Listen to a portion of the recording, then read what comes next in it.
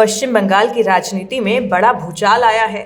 तृणमूल कांग्रेस, जिसने करीब 28 साल तक एकजुट रहकर राजनीति की, अब अपने सबसे बड़े आंतरिक संकट से गुजरती दिखाई दे रही है। दावा है कि पार्टी के 80 से 58 विधायक अलग खेमे में चले गए हैं और विधायक दल में नेतृत्व परिवर्तन की मांग उठी है। इस पूरे घटनाक्रम में ममता बनर्जी के नेतृत्व और बंगाल की विपक्षी राजनीति पर नए सवाल खड़े हो गए हैं। दरअसल पश्चिम बंगाल की राजनीति में पिछले 13 दिनों के भीतर घटनाक्रम इतनी तेजी से बदला कि तृणमूल कांग्रेस के सामने अस्तित्व का सबसे बड़ा संकट खड़ा हो गया। राजनीतिक गलियारों में चर्चा उस मुलाकात की है जो 22 मई को दिल्ली के बंग भवन में हुई। बताया जा रहा है कि टीएमसी विधायक ऋतव्रत बैनर्जी और मुख्यमंत्री शुभेंदु अधिकारी के बीच हुई बातचीत के बाद पार्टी के अंदर असंतोष खुलकर सामने आने लगा। अब दावा किया जा रहा है कि 80 से 58 विधायक अलग गुट के साथ खड़े हैं।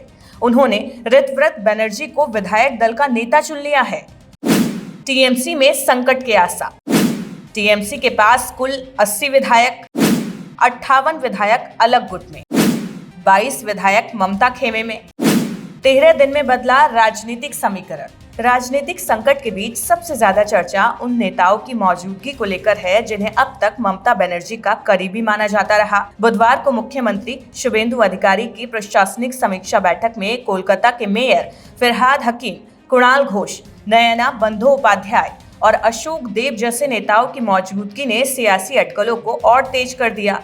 सवाल उठ रहा है, क्या ये केवल प्रशासनिक बैठक थी या फिर बंगाल की राजनीति में किसी बड़े बदलाव का संकेत? बात करें बंगाल की राजनीतिक गणित की तो वर्तमान विधानसभा में कुल 294 सदस्य हैं। नियमों के मुताबिक किसी दल को विपक्षी दल का दर्जा पाने के लिए कम से कम 10% यानी कि 30 विधायकों का समर्थन चाहिए। अगर 58 विधायक अलग गुट में रहते हैं तो ममता बनर्जी के साथ केवल 22 विधायक बचते हैं, तो तकनीकी रूप से विपक्ष के नेता का दर्जा प्रभावित हो सकता है।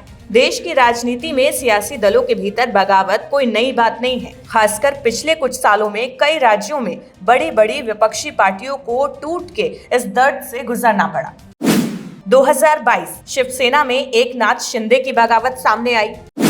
2023 एनसीपी में अजीत पवार का अलग रास्ता।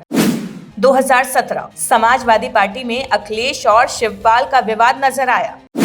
2021 एलजेपी में चिराग पासवान और पारस का संघर्ष।